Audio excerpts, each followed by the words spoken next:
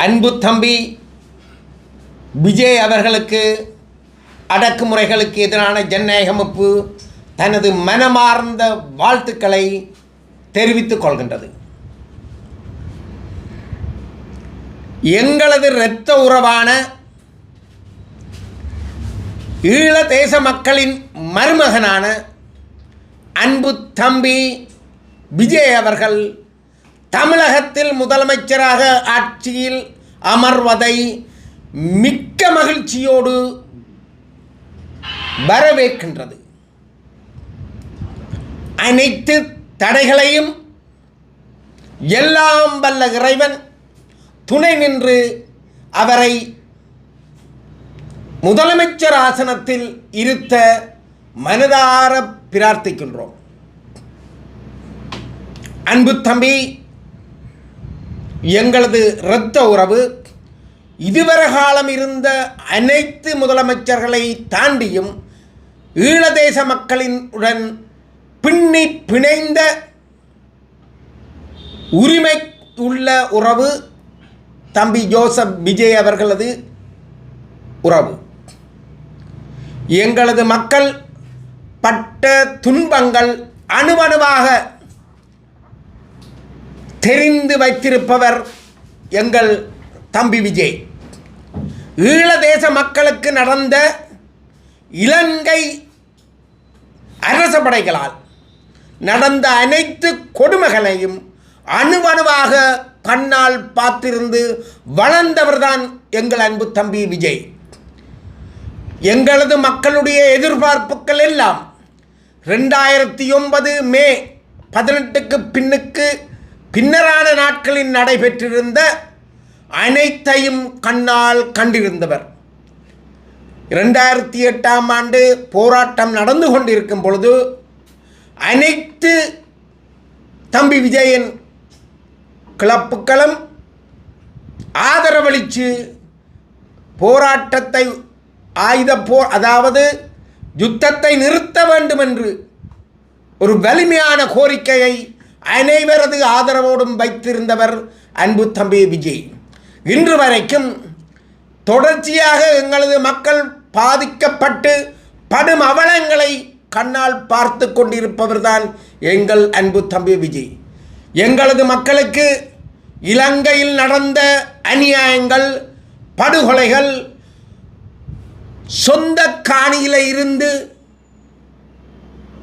ஹெலிகாப்டரில் பேப்பர் போட்டு மிரட்டி கலைச்சு விட்ட எங்களது மக்களது காணிகளில் மீள குடியேற முடியாமல் தவித்து கொண்டிருக்கின்றோம் என்பதை அன்பு தம்பி விஜய் அவர்கள் நன்கு அறிவார். முள்ளிவாய்க்காலில் கையளிக்கப்பட்ட உறவுகளுக்கு என்ன நடந்தது என்பதை கேட்டு பல வருடங்களாக தொடர்ச்சியாக போராட்டம் நடத்தி கொண்டிருக்கும் எங்களது சொந்த உறவுகள் செத்து கொண்டிருக்கின்றன. இன்று வரைக்கும் எல்லா மக்களும் சமம், எல்லாரும் சமம் என்று சொல்லி வந்த எங்களது அன்பு தோழர் மேன்மதங்கிய ஜனாதிபதி கூட எங்களது மக்களுக்கு என்ன நடந்தது, எங்களது உயிரோடு கையளிக்கப்பட்ட எங்களது உறவுகளுக்கு என்ன நடந்தது, அவர்கள் எங்கே என்ற அந்த உண்மையை இன்று வரைக்கும் சொல்ல மறைக்கின்றார். இப்பேற்பட்ட உண்மைகளை வெளிக்கொணர்வதற்கு எங்களது மக்களுக்கு இறமையுள்ள ஒரு வடகிழக்கு மாகாணம் இணைந்த ஒரு அரசை உருவாக்குவதற்கு காத்திரமான பங்களிப்பை ஐக்கிய நாடுகள் வரை சென்று உருவாக்கி தர வேண்டிய பாரிய பொறுப்பு அன்பு தம்பி விஜயிடம் ஒப்படைக்கப்பட்டிருக்கின்றது. தேசிய தலைவர் பிரபாகரன் அவர்கள் இல்லாத ஒரு சூழ்நிலையில் இன்றைக்கு அன்பு தம்பி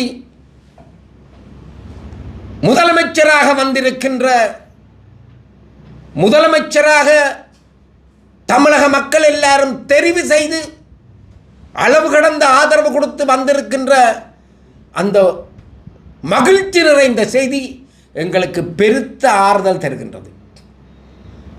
அன்பு தம்பி அவர்களே, உங்களுடைய முழு பொறுப்பும் ஈழதேச மக்களின் துன்பங்கள் துயரங்கள் அனைத்தும் களைய வேண்டியது உங்களது பொறுப்பு. எப்படி உங்களை நம்பி எங்களது மண் சகோதரியை உங்களை நம்பி நாங்கள் உங்களை மருமகனாக ஏற்றுக்கொண்டோமோ அதே போல இன்றைக்கு நாங்கள் உங்களை நம்பி இருக்கின்றோம், உங்களை எதிர்பார்த்திருக்கின்றோம். கடந்த காலத்தில் சகோதரி ஜெயலலிதா செய்ததையும் விட, எம்ஜிஆர் அவர்கள் செய்ததையும் விட காத்திரமான எல்லா தமிழர்களும், உலகத் தமிழர்களும் அன்பு தம்பி விஜய் மேல் அன்பு வைத்திருக்கின்ற அனைத்து உலகத் தமிழர்களும் மகிழ்ச்சி கொள்ளும் வரை, சந்தோஷம் அடைகின்ற வரைக்கும், சந்தோஷம் அடைகின்றதற்கு ஏற்றவாறு எமது இனத்தின் துன்ப துயரங்களை களைய தம்பி இன்றைக்கு பதவி எடுக்கின்றாரோ அன்றைக்கு ஒரு ஆக்கபூர்வமான ஒரு குழு ஒன்றை அமைத்து தம்பியின் போராட்டத்துக்கு எப்படி தமிழர் தேச பிரச்சனையிலே அக்கறை உள்ளவர்கள் எல்லாம் கூடி நின்று தங்களுடைய கருத்துக்களை வழங்கினார்களோ அப்பேற்பட்ட நல்லோர்களை எல்லாம் அழைத்து குழு அமைத்து எப்படி எமது ஈழதேச பிரச்சனை, ஈழதேச மக்களின் நிம்மதியான வாழ்விற்கு நீங்கள் உதவிடலாம் என்பதை அவர்களோடு இணைந்து சேர்ந்து ஒரு தனித்துவமான தமிழர் தேசத்தில் ஈழதேச தமிழர்கள் வாழ்வதற்கு வழி வகுக்க வேண்டும் என கேட்பதோடு, காணாமல் போன உறவுகள், காணிகளை அபகரித்த அரசபடை இன்னும் எமது மக்களின் காணிகளிலிருந்து வெளியேற மறுக்கின்றது. எமது மக்களுக்கு இந்திய தேச அரசோடு, இந்திய தேச அரசு தலையிட்டு கொண்டு வந்த வடகிழக்கு இணைப்பு இல்லாமலாக்கப்பட்டிருக்கின்றது. வடகிழக்கு இணைப்பு உள்ள மாகாண சபைகளை ஒரு அர்த்தமுள்ள மாகாண சபையாக உருவாக்கி முதலாவது தருவதோடு, அதன் தொடர்ச்சியாக இறமையுள்ள வடகிழக்கு மாகாணத்தில்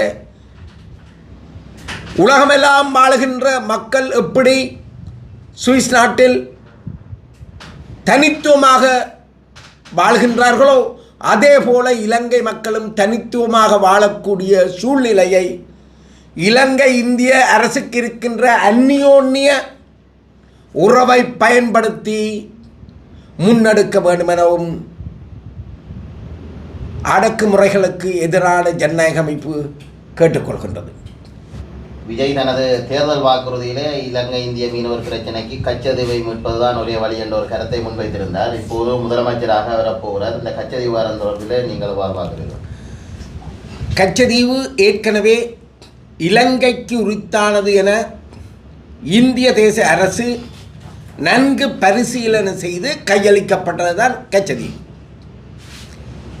கச்சதீவு பிரச்சனை இலங்கை இந்திய மீனவர் என்ற பிரச்சனையையும் ஒன்றாக பிணைப்பு ஏற்படுத்த இயலாது.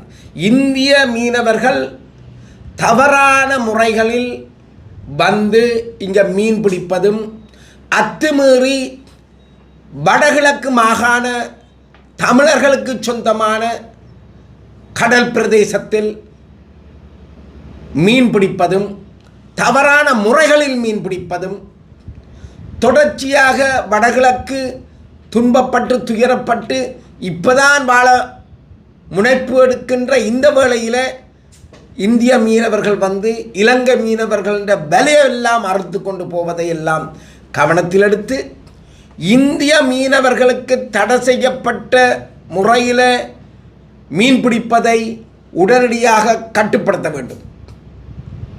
அதனூடாக சரியான பேச்சுவார்த்தைகளை முன்னெடுத்து இலங்கை இந்திய மீனவர்களின் பூரண சம்மதத்தோடு அந்த பிரச்சனையை தீர்ப்பதுதான் சாலச் சிறந்தது. அதை விடுத்து ஒரு அர்த்தமில்லாத கச்சதீவை பற்றி பேசிக்கொண்டிருந்து காலத்தை வீணாக்குவது நல்லதல்ல.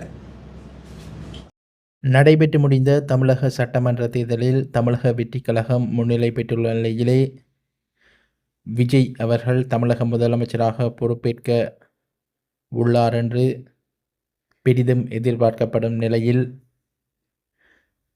அடக்குமுறைகளுக்கு எதிரான ஜனநாயக அமைப்பின் தலைமை ஒருங்கிணைப்பாளர் தம்பிராஜா இன்றைய தினம் யாழ்ப்பாணத்தில் யாழ் ஊடக மையத்தில் ஊடக சந்திப்பொன்றை நடாத்தி தளபதி விஜயிடம் கோரிக்கைகளை முன்வைத்தார்.